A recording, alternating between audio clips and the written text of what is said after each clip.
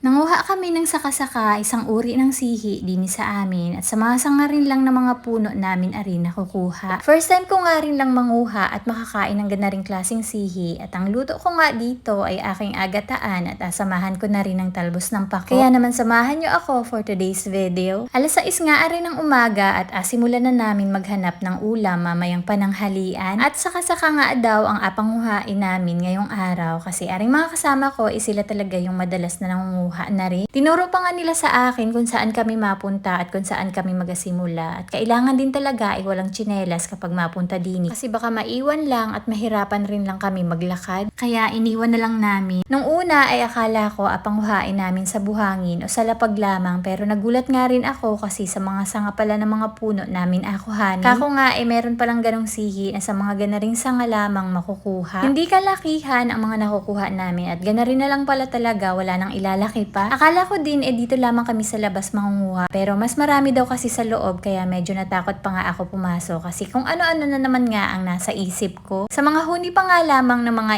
ibon na aking naririnig, hindi ko na maintindihan kung malabas na baga ako din. At iba't ibang huni din talaga ng mga ibon. Yung iba sa gabi ko lamang yung napapakinggan. Medyo madilim din dito sa loob kaya nung una ko talagang pasok hindi ko makita ang mga inapanguha ko ngayon kasi sa sobrang liwanag sa labas. Kaya pagpasok ko parang naduling na ako. Pero katagalan nasanay na rin ako at madami na rin akong nakukuha. May iba ding klaseng sihi akong nakikita at sabi nga nila hindi daw nakakain yun. Medyo kakaiba nga rin aring mga inakuha ko ngayon kaya paulit-ulit ko nga rin tinatanong aring mga kasama ko kung nakakain ba talaga to. At sabi nga nila marami rin daw nangunguha na redini at hindi rin lang pala sila. Madami nga rin akong nakikita na bunga ng sasa at dini nga sa amin hindi nila ari pinapansin. Nung natanaw ko na nga aring liwanag at malapit na pala kami sa bunga, kaya nagyaya na ako na sa labas na lamang manguha at baka mamaya maligaw pa kami sa loob at hindi na kami makalabas ng hawan.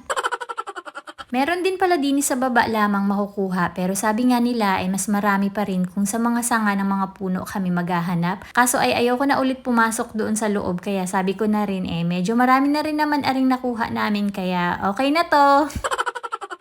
Wala pang isang oras ang itinagal namin at nagyaya na akong umuwi kasi pagkatapos namin dito mangunguha pa kami ng talbos ng pako. Swerte nga namin at madami kaming nakuha kasi parang ilang araw na walang nangunguha dini at nasaktuhan nga namin ngayon kaya mabilis kaming nakarami. Masarap kasi itong ilahok dini sa lulutuin ko mamaya at basta mga ganaring lutuin din talaga ay bagay na bagay ang mga talbos ng pako. Nagkayod na nga rin ako ng niyog dyan at basta talaga makakita si Yona nang nagkakayod may pag-upo na agad yan sa hulihan. Hindi pa nga rin na kontento at pati yung tunog ng pagkakayod ko sumayaw pa. Napintiwan ko na rin nga pala kanina yung mga saka-saka at nung naihanda ko na nga lahat ng kailangan sinimulan ko na rin agad ang pagluluto. At kagaya nga ng sinasabi ko madali lang naman aring mga ganaring luto at alam kong mas magaling pa kayo sa akin. Mas masarap pa nga sana kung paiga-ari sa gata tapos may konting sili kung ako lamang ang makain pero dahil ulam na rin ng mga bata kaya dinami-damihan ko na rin talaga ng gata at aring sabaw din talaga lamang ang mauulam nila. Madali at mabilis rin lang maluto yan at wala pang alas 11 ay ready na agad ang ating ulam para sa pananghalian. At dahil sa masarap na ulam, napaaga na naman nga ang kain ko. And yun lang for today's video. Salamat sa panonood!